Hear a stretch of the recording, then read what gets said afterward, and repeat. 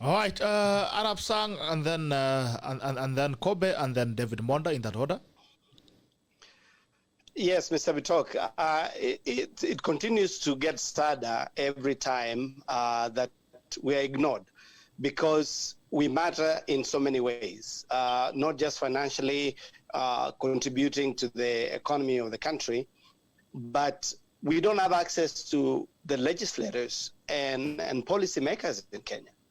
So if we did have an opportunity to shape the way some of the policies made that touches to some of the issues that we need help with here, that would really help us. But these guys, they know if they do that, we're going to shut off the valve of some of the things stupid things that they do. Sorry to say that, but they do a lot of ignorant things because nobody's going to check them. And we want to be able to be represented in the legislature one way or another, so that we can at least have a way to shape some of the policies that will help Kenyans. This case was just thrown out, probably, the usual way of so many things go on. But we thank Mr. Gitao for trying that avenue. Hopefully, like somebody in the panel a few weeks ago brought it up, we have quite a number of organizations that are established here in the diaspora, not just here in the US, but in other places. We need to all find a way to come together and start giving direction to really what we want. Not just saying it, but trying to push the government and push our consulate officers and ambassadors and things like that to try and get us something in the diaspora, because we are not getting representation. They don't know the plight of some of the things that Kenyans go through here. Nobody has checked on how many Kenyans have COVID out there and what is going on. They let those other countries that the Kenyans are to assist them, but they're not even keeping track of people here. So it's really sad. We want to be able to stay in touch, to be identified as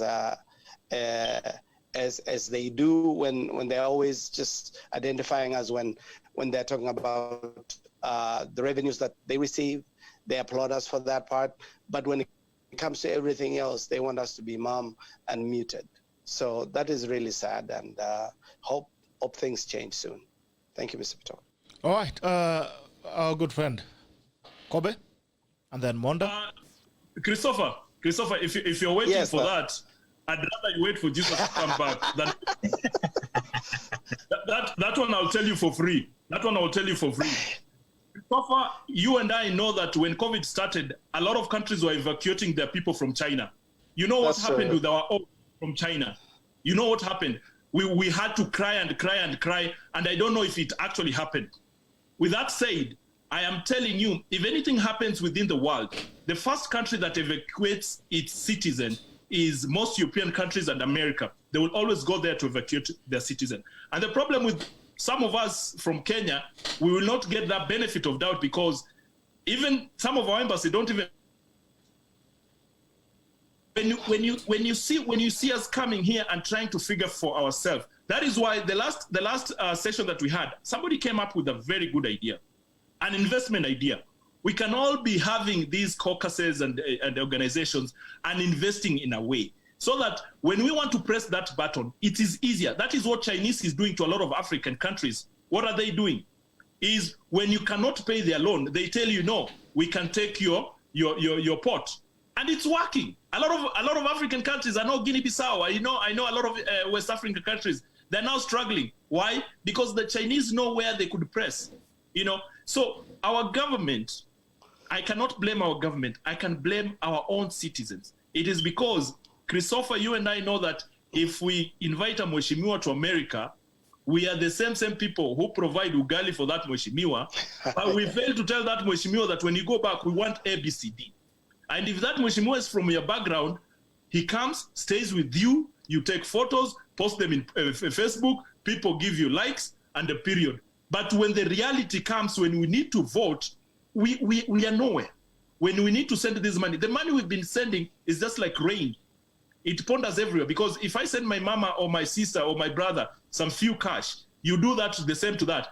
It doesn't trickle well down to where we want it to actually help us in controlling some of these things. And that is the biggest problem that we are having as diasporians. So I was requesting, and I said this, we can always sit down, and I know we can always come up with things that are formidable enough that we can always be pushing the government. It might not be us who are going to benefit. Probably our generation is going to benefit, because a million miles, you always start it with a single step. So I think the only thing we have as a big problem with our government is our politicians have failed us. Our politicians, our brothers, our sisters, our cousins, our friends, they have failed us. I don't even know what that parliament or the Senate, the Senate itself has in it. Because when people walk in there, they will never champion for anything that a common mwananchi is going to benefit. It is always how their political parties want them to do. And it beats about what is the representation? What is the representation? Because most countries, if you live in them, you find out that this thing called a vote can change the destiny of a country. That happened in America. People were fed up with a lot of things that were going on, and they felt like this is the only time we can actually change the course of how our democracy is. And they did it in America. You could actually see it was one of the highest voter turnout. You know, as much as there are all these complaints which don't make any sense, but people came out and voted. And it was one of the biggest problems that politicians were having over here, because people are not voting. People have never supported any initiative in a positive kind of way without partisan stand, you know, because right now, if you put a bill in Kenya, everybody will be looking at who has presented that bill. Ekuru Okot, I saw Ekuru Okot the other time in Bitok's show. He was trying to articulate very pertinent issues. But who is Ekuru Okot in Kenyan politics? Nobody. He even said he took his bill to one of the whatever the constituency or whatever the counties. They could not even look at the bill. They told him, return that bill until our Supreme says yes, then we can even look at it. So that is the unfortunate part of the problem that we are having with the representation, and that's with all that we're having right now, we cannot even cough anything that can even shake the government to do something. Thank you. All right, Monda, Oseko, and then Okelo in that order. Monda. All right, Monda has this. Okay, nakusikia. Unanipata bwana mwenyekiti? Haya. Nilikuwa nataka kuthibitisha, ulikuwa umesema mbeleni ya kwamba bwana Mwachonda au mkufunzi Olunga, Daktari Olunga, hao wakuu wa KPDM wangekuwa hapa kwenye ugaa leo. Ndugu Bitok, wanakuja ama hawapo? Alisema aliitwa na mkutano asubuhi na serikali kwa mambo ya madaktari ya saa moja, akasema labda haje kesho, lakini unajua kesho sasa sio siku ya diaspora, kwa sababu ajenda yangu ilikuwa watu wa diaspora. So tumesikizana ya kwamba labda nimpangie wiki ijayo. Hapo sawa ndugu, lakini kwa hizi sokomoko za kisiasa mimi ningalichangia kusema, ndugu Bitok, ni lazima tutie au kuweza kuwaza na kuwazua zaidi. Mimi kufikiria kwenda mbele ni kwamba wana diaspora wa Kenya lazima tugundue ya kwamba asiye kuwapo na lake halipo. Wanasiasa hawafikirii kwa dhati maslahi ya umma. Kwa wakati huu, madaktari mimi ningewasihi wakae kidete, wahakikishe nafsi yao imeshikiliwa. Tafadhali ndugu Bitok, umwekee vikwazo huyu mkuu wa KPDM. Lazima aonyeshe, aangazie mswada mbadala. Mimi nafsi yangu, najua tumeongea sana hapa, tunapiga serikali, lakini kuna changamoto kuu ya kwamba kuna madaktari ambao wana kliniki zao za kibinafsi, ambao wanapora pesa za umma, kodi ya umma, kupeleka madawa kutoka hospitali zetu za umma kwa kliniki zao za kibinafsi. Lazima aweze kuangazia kwa jambo hilo. Ufisadi kwa madaktari, lazima angazie, aseme ni yepi yanayofanyika. La pili, ningalipenda pia asisitize Bwana Bitoke ya kwamba ni mswada upi mbadala ambao watausisitiza, ya kwamba inaonekana kuna mgawanyiko kati ya madaktari chipukizi, wale ambao wameanza hii kazi ya udaktari, na wale madaktari gwiji ambao wana hizi kliniki zao za kibinafsi. Manake kila kukicha wananchi wanalia, kuna mgomo huku kaka na huku na hapa. Kuna wale magwiji madaktari, wale wanapata mamilioni kwa kandarasi zao na UN, United Nations, na serikali kuu na hospitali zao za kibinafsi, ambao wanacheka na kula dola zao, huku madaktari wanyonge wale chipukizi wakiumia. Lazima KPDM iangazie jambo hili. Na kumalizia, ndugu mwenyekiti, ni kusema hivi, sisi kama wana diaspora, nafsi yetu ni gani kwa changamoto hii? Kwa wakati huu, mimi vile niliongea na mawakili kadha wa kadha leo asubuhi, inaonekana kwamba ile kesi Bwana Bitok, hata ingalau imepigwa kalamu, lakini lazima itaangaziwa macho tarehe 19 Januari mwaka 2021.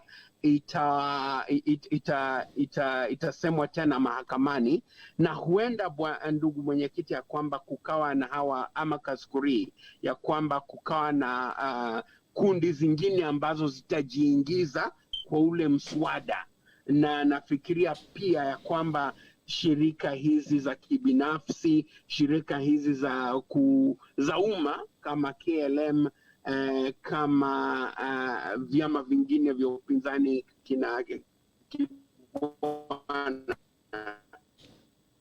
nafikiria watatumia mahakama kwa.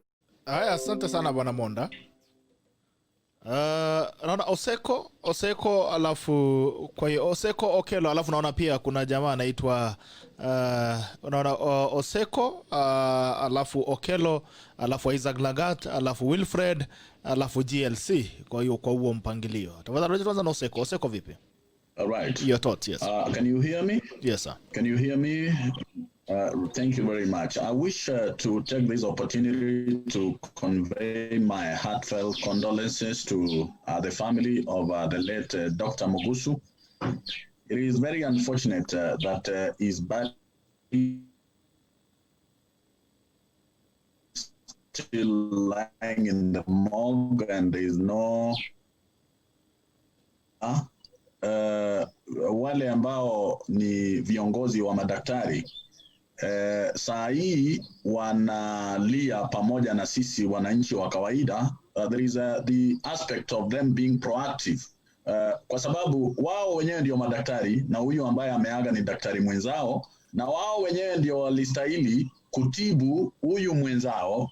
Sasa ni kinaya kwamba wakati huu wao ambao walistahili kutibu mwenzao ndio wanalia pamoja na sisi ambao sisi si madaktari.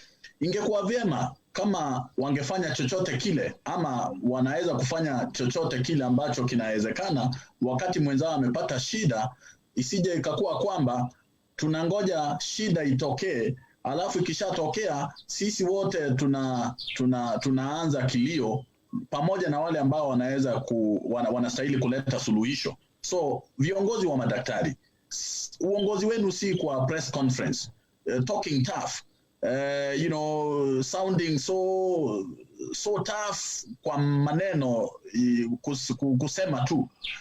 Inatakiwa pia nyinyi muwe na vile wanastahili wao pia wawe vile wanafanya mambo yao, angalau waweze kuokoa maisha. Wakishaokoa maisha, mambo haya mengine yatajadiliwa baadaye, ama ikuwe kwamba they have a proactive ways of doing things instead of being reactive all the time. So generally kwa Kenya, vile wenzetu wameweza kusema hapa hivi imekuwa ni shida na kumekuwa na mvutano kati ya wale madaktari ambao wamekolea, kwa sababu sasa maisha ya Wakenya ama afya ya Wakenya imekuwa ni kama biashara. Is very lucrative venture for those that have already established that if they go on strike today, there are those that will benefit as a result. Na ndio unaona kwamba katika hospitali za umma hamna madawa yanapita tu pale, ama hizi hospitali za umma zinakuwa ni kama reception ya private clinics ama investment za hospitali zile za kibinafsi ambazo ziko pale nje ya hospitali za umma. Ndio unaweza kuona kwamba ukienda katika hospitali yote ya umma hamna madawa, lakini kuna chemist ambazo zimezunguka pale ni nyingi. Ni kwa nini kuna chemist nyingi za private nje ya hospitali ya umma ambayo inastahili kuwa na dawa? Hiyo ni taswira kwamba hawa wamejiposition kufanya biashara. Kwa hivyo ile hospitali ya umma na wale ambao wanafanya kazi pale ni wanatumia ile hospitali za umma kama reception. Ukifika pale unanunua kitabu, ukishanunua kitabu unaandikiwa majina yako na mahali unatoka, kijiji na chief yako, unanyoshewa kidole, unaambiwa enda kwa kliniki fulani, pale ndio kuna dawa. So hospitali zetu zimekuwa tu reception, ni kununua kitabu na kuandikiwa majina yako na kuambiwa enda kwa daktari fulani, enda ukapimwe. Hizi mashini zetu hazifanye na mambo kama hayo. Kwa hivyo masuala ya afya katika nchi yetu yanafaa kuangaziwa kwa kina, na madaktari wenyewe mimi ningependa kuwa blame. Nimeweza kuona uongozi wa madaktari kwa press conference, lakini mambo ambayo yanahusika na kuleta suluhisho kabla shida haijatokezea sioni sana. Nashukuru. Haya basi. Okelo kwa hiyo leni, alafu kuna Isaac Lagat, alafu Wilfred, alafu kuna jamaa anaita GLC hapa, alafu tukirudi tunafanya final remarks. Okelo, vipi? Asante sana. Hayo maneno yote sijui niongee kwa Kizungu ama Kiswahili. Any ni sawa. You can speak in any language please. Kwa ameongea maneno muhimu sana, na ni kweli kabisa. Hii maneno inaenda mbali sana. Kwa sasa tunaiangalia juu, lakini shida ile ambayo tuko nayo ni kama kuna kidonda na uangalii hii kidonda ilianzia wapi. Kwa hiyo unapata Wakenya wengi wanahangaika. Wakenya wanahangaika si Kenya peke yake, hata huku diaspora Wakenya wanahangaika kabisa. Na unapata watu wa kutoka nchi zingine wamejiorganize. Unajua Wakenya sisi hivi ndio vile nilikuwa nasema mwanzoni, culture yetu vile tumejikuza tangu utotoni, ni hawa ni Wakisii, hawa ni Wajaluo, hawa ni Wakikuyu. Sasa unapata watu hakuna trust kati ya Wakenya hata huku diaspora. Sasa unapata hata kwa leadership hakuna hiyo trust. Unapata hata kati ya hao madaktari hakuna trust. Kwa hiyo ni uchungu sana ukiona kijana mdogo kama huyu daktari ambaye alifariki, ambaye ana miaka 28, akaacha mtoto wa miezi 5. Ni uchungu kabisa. Sasa unapata serikali yetu haijali maslahi ya wananchi, na wananchi wamezoea pia kuacha serikali ifanye tu kazi yake na wapigie serikali makofi. Wakati ya kura ikifika pia wanafanya nini? Wanapiga tu kura mahali wameambiwa wapige kura. Hawatumii ile akili yao na ile kitu ambayo waliona ilifanyika miaka 5 ambazo zimepita. Wanaamua tu ya kwamba nimeambiwa nipigie nani kura, kwa hivyo nitampigia. Tukiangalia hii maneno ya hii court case na hii mambo ya BBI, na ukiunganisha hii yote na hii mambo ya coronavirus pandemic, tunaenda kuumia kabisa. Hata hii ekonomi yetu maliko sahi bado watu wanacheka. Tunaenda kama Amerika ndio wanalia sahi, wanaangalia njia ya kuokoa ekonomi yao.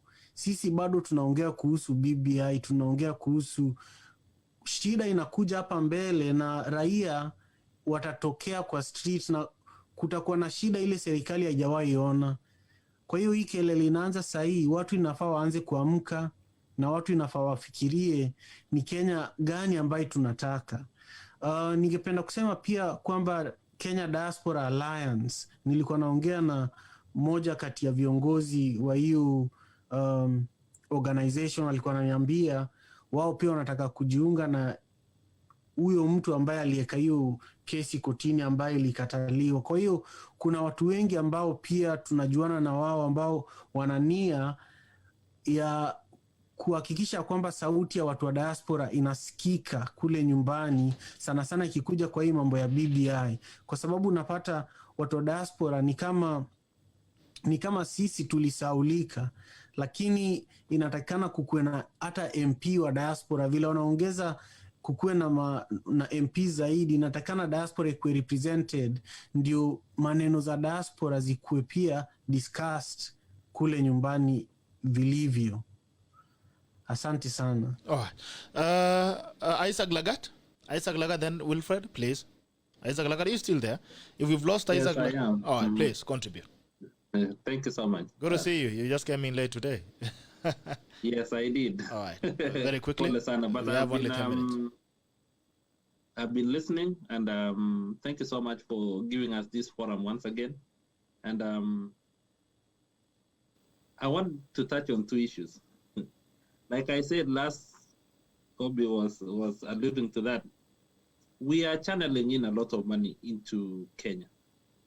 This year alone, up to November, we had remitted $2.9 billion. It's more than the Eurobond. The third Eurobond was $2.1 billion.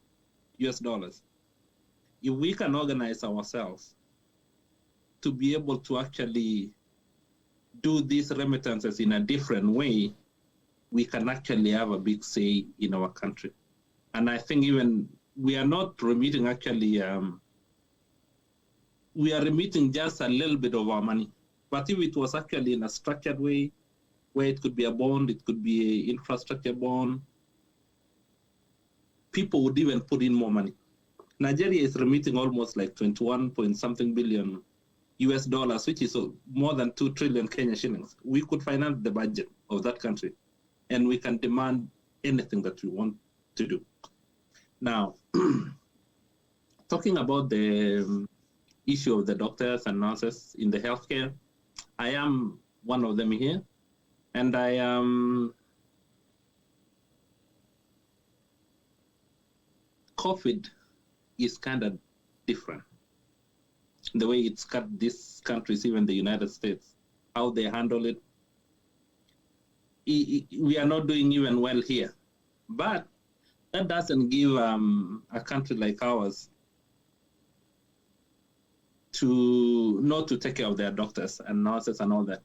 You know, when you're not given PPEs when you're going to treat a COVID patient, ni kama askari ametumwa northeastern kufight na Al-Shabaab bila bunduki na risasi.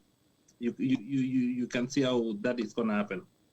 So we need to take care of them, provide the basics, so that by the time you actually provide these allowances, they've been taken care of, their salaries paid on time, and then allowances won't be a big problem to deal with. All right. Right now, we are dealing with a young clinician in Nandi County. He died. He went to, actually, he got COVID. He went to a hospital. His bill is 1.7 million Kenya shillings. He doesn't have any cover. They cannot release the body for burial. The young guy just got married not so long ago.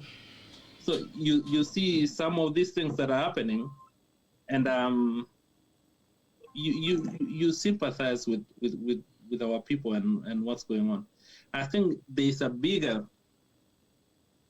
thing that we need to look into, not necessarily for the problem that we have right now, but something that can last us for a long time, even past the COVID. These doctors and nurses and basically all civil servants can be taken care of without, people pocketing the money and doing other things that they are not supposed to be doing. All right. Thank you so much. Thank you. Wilfred, are you there? And then I'm also seeing GLC. GLC. Wilfred. Yeah, good morning, Gerard. How are you, sir? I'm good. What of you guys? Tuko salama. Haya, very quickly. Yeah, I think ni kote duniani hii maneno ya pandemic imepata kuathiri maisha ya watu, sio Kenya peke yake. And the reality is that our country, in terms of communication, the government have really done poorly. And as for the incident of this young guy, I heard Mutua the other day was saying that his doctors have been covered well in terms of PPE and other things. So I don't know where the lapses was. I mean, there is no clear communication that is coming from that side, even the government itself.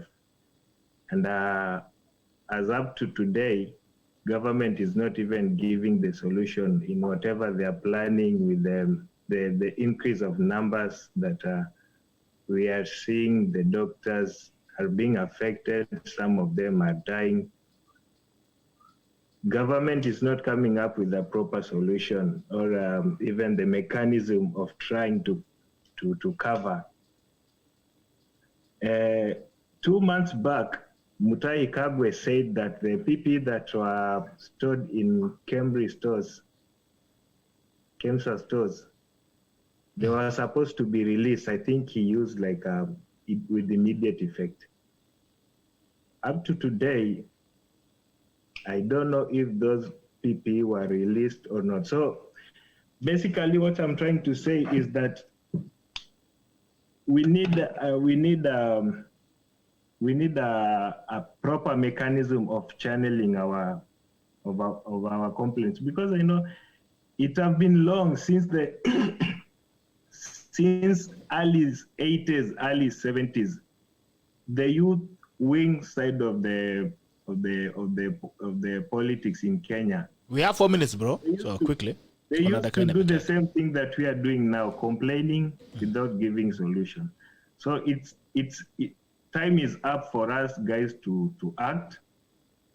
Without giving complaints, we need to act. We need to push the government to act, to do what they were supposed to do. This is not like they are doing us favor. This is what they were mandated to do. And lastly, last week people are talking about if the government can try to cooperate the issue with the diaspora. Some guys were talking about we need a MP for presentation.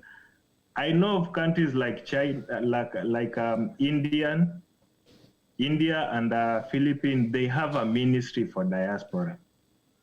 And in terms of representation, those guys, they are much better the way the government is handling those people outside those countries. So it is a rough idea. When the time comes, when people will be talking, we can consider several solutions. Thank you. All right, guys, I'm saying we have less than 5 minutes, that's 4 minutes, so we're gonna take it very fast all the way from up. If GLC, if you are there, it's okay, though I can see in Kama Sikone, GLC, I can see you. But anyway, if you're there, watch it once all the way up, fresh, but now, please, the only closing remarks. 1 minute, 1 minute, 1 minute. Actually, 30 seconds. 30 seconds. Wacha nianze huku chini ndio Arama afunge kama chairman. I'll start with Arab Sang and then Kobe, alafu David Monda, alafu Oseko, then Dr. Boniface, Isaac Lagat, and then Wilfred, alafu Arama afunge. Wacha nianza nawe, Christopher. Bas, thank you very much. The panelists have been great tonight. Let me just finish with one thing. That I beseech our governors in our states, please find some resources to get PPEs for our hospitals and clinics so that our healthcare workers, my fellow healthcare workers back there, can survive through this. It's not easy. Our facilities that we work at, they provide these things for us because the county governments forces them to do that. But you as a county government, you have the resources and you divert it to other things, meaningless things when we have a pandemic. Please put the resources, especially in Nandi County, is what I want to address, my county. Please put the resources in Kapsabet District Hospital or Referral Hospital so that our healthcare workers can survive through this. Thank you very much. All right, Kobe. Thank you very much. I will take the shortest time possible. Mimi, I would just want to address our government. These things that are happening, you don't need a thesis to actually unravel what is happening. This is just common sense. So it's so unfortunate that if you look at Baringo County, those hospitals that are being led there, people who are leading those sub-hospitals are people who have not even seen the four corners of a classroom in terms of the medical field. And so that is quite unfortunate. Just because you are a son or a cousin or a relative of one of the cronies in the county government does not mean that you can lead anything. So the problem that we're having with a place like Baringo County is misplacement of personnel. People who don't know what they're supposed to do are placed in sectors that they're not supposed to be. That is misplacement of resources vis-a-vis replacement of personnel. So Kenya, as a government, there are things that you will need experts, but in terms of even providing PPEs, do you need somebody who has gone to school to even tell you that the hospital needs PPEs? That is just common sense. Please, let us make common be common. But let us not make common be uncommon. Thank you. All right. Monda? Mimi bwana mwenyekiti, ningalisema kumalizia ni ya kwamba ukienda vitani lazima ujihami barabara. Ya mwisho kumalizia ni kusema ya kwamba kuwinda ndovu kwa gobori ni kutafuta hatari.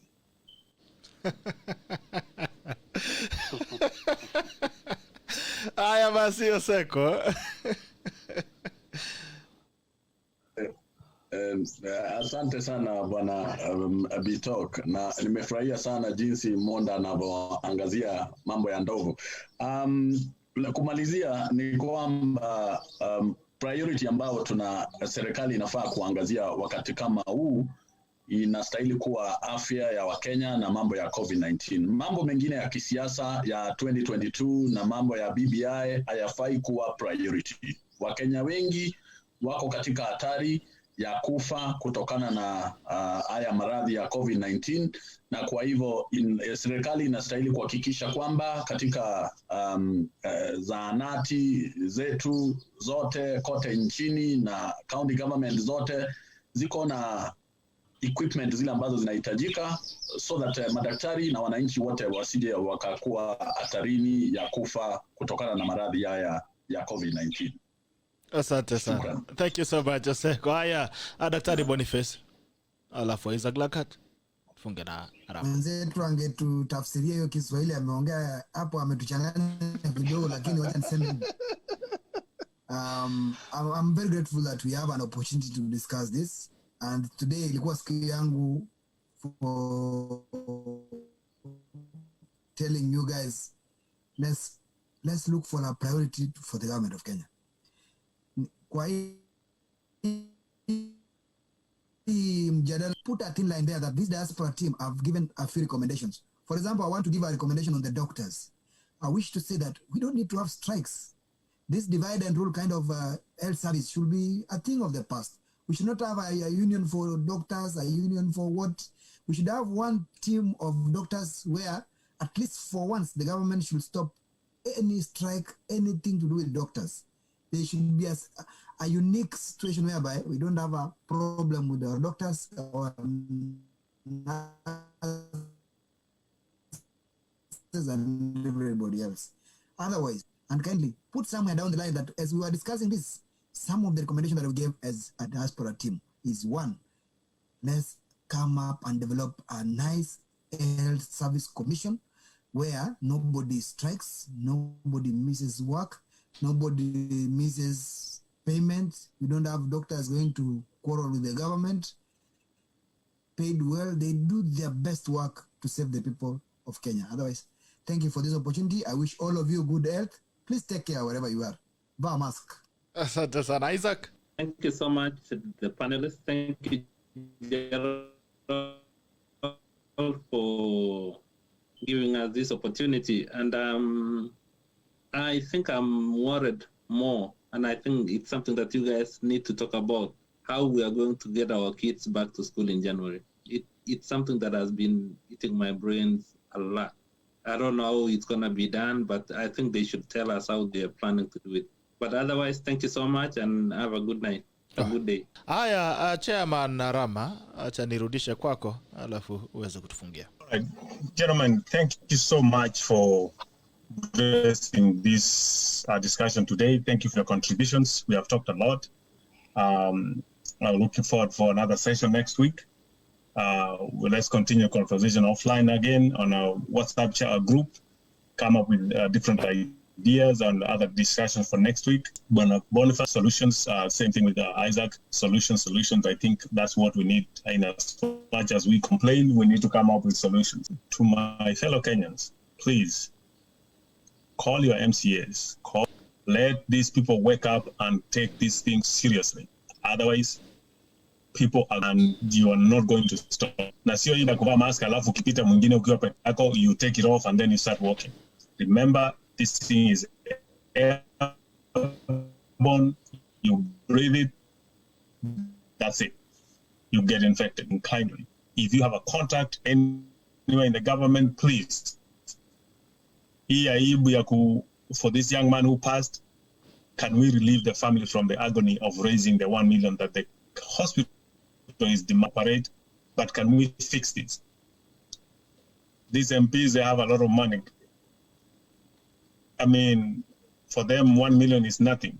But please, can we take care of this family, and can the leaders of the medical fraternity and healthcare sector come together and demand better treatment for their members, especially in this COVID environment? Hazard pay, benefits for death benefits for the bereaved who have been affected by the COVID, like Dr. Magusu and the other 14, and also somebody else mentioned someone in Nandi County right now also raising the same thing, although it's not on this 5 million or whatever. When let's act and let's take this as a concern for everybody. I remember the story of, when people are arguing about, hey, it's not my problem.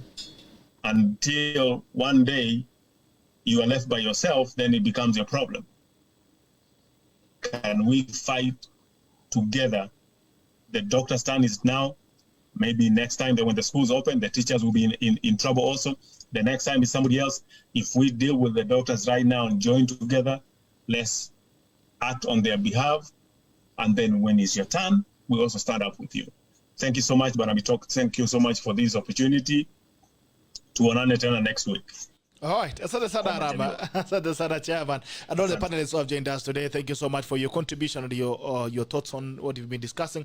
I really appreciate you, and hope that we're going to expand this. Let's continue having this conversation on the WhatsApp group as we build up the conversation more and we expand the debate. Well, for those guys who have joined us as well for the first time today, we want to say Karibu to Diaspora Edition, the tackle, and we keep this conversation running and we try to change things. A conversation at a time.